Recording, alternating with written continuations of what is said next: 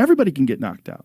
The human brain, the human body, the way your face is constructed, it's just not designed to get punched. So look at this right here. That could have easily killed him. That would have dropped me. Yeah, a good shot. I mean, he's got good defense though. He fought well. He did everything well. I could beat any fighter alive at the press conference. but that shit, forget it. Yeah, it is a real fight. They're showing it in slow motion. It was, it's hard. Fighting's hard. It's hard not to look sloppy. It's hard to look to get to a point where you're looking like, an Andre Berto or Floyd Mayweather. It takes a long fucking time to develop that kind of timing and poise and movement. A lifetime. Yeah, forever. So what he did though is it shows character that he took that chance. That's a rare person. When my kid was young, my youngest son, he got really into boxing. I used to take him down a wild card in Hollywood when we were in L.A. And he trained with Justin Juco and shit like that. Really? Juco was a great trainer because he'd make everything fun for my son. And my son got really into it. And one day, he was young. He's like, I want to spar somebody. And so they put him in the ring with this top amateur contender. Little guy, but, he was nice with it. And my son, in his little child talk, was like, I'm going to fuck this guy up. I'm like, no, you're not. They got in there, and, he did all right. But the gym got real amped. And I remember one of the fighters came over to me and was like, this thing your son has, you can't train that. You're either this way or you're not. Like, he liked it. Tenacity he had. So I always thought about that. You can't train that. You're either this way or you're not. Well, some people, they can get better at it. You can get better at tenacity. You can get better at mental strength. It's not totally innate. Like, some people are just born with it, though. Some people are ferocious from the jump. Where did you fall in that spectrum? I don't remember because it was so long ago. But I always had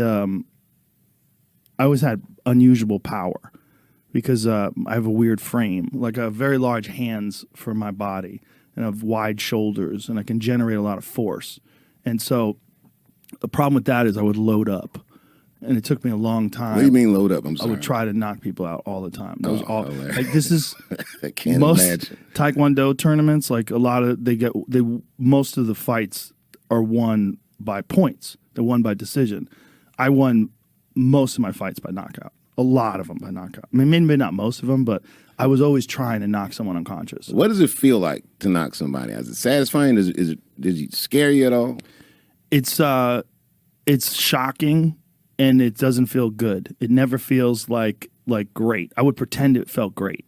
I'd be like, yeah, but meanwhile, I was like, what the fuck? Right. Part of me would be like, what the fuck? It's always felt weird. There was one time that I never recovered from when I was 19 years old. I fought in Anaheim, California. Flew out here to fight in the Nationals. Won my first fight. Then I won my second fight. I was fighting this kid, and I was there with just me and my friend Junksick. He was coaching me. He was cornering me. And this guy, they had their whole team with them, and there's all these people in the stands that were, I remember saying, come on, Johnny, get him, Johnny, get him, Johnny. And I knew this dude was just a little slow, and he was doing some things, and I was seeing some openings, and I hit him harder than I've ever hit anybody in my life. I hit him with a wheel kick, I hit him so hard, I was limping for a couple of days afterwards because my heel hurt from hitting his head. And I flatlined him. He face planted, he started snoring. And he never got up. They carried him off in a stretcher. He was unconscious for half an hour. And they eventually carried him off, put him in a stretcher, brought him to the hospital. But he literally never stood up and walked around. And that's scary. It scared the shit out of me. And then I went back. Liked the dude? I didn't know the dude. He was from Chicago.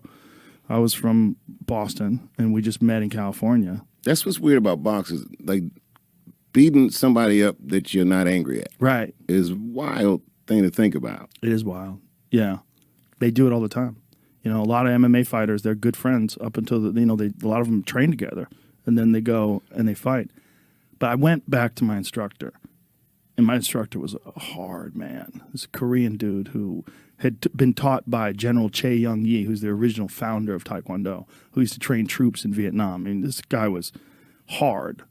And when I went back and told Mr. Kim, I said, we were talking about the tournament. He goes, I heard you had a really good knockout. And I said, it was very scary. I go, made me nervous. I go, because he never got up. I mean, I thought he was dead. And he goes, sometimes they die. Wow.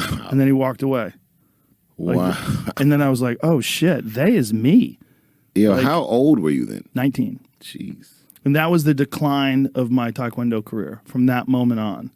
My fighting career, I fought for a couple more years, but I lost a lot of my enthusiasm with that one fight. Did the fighting and the stand-up overlap?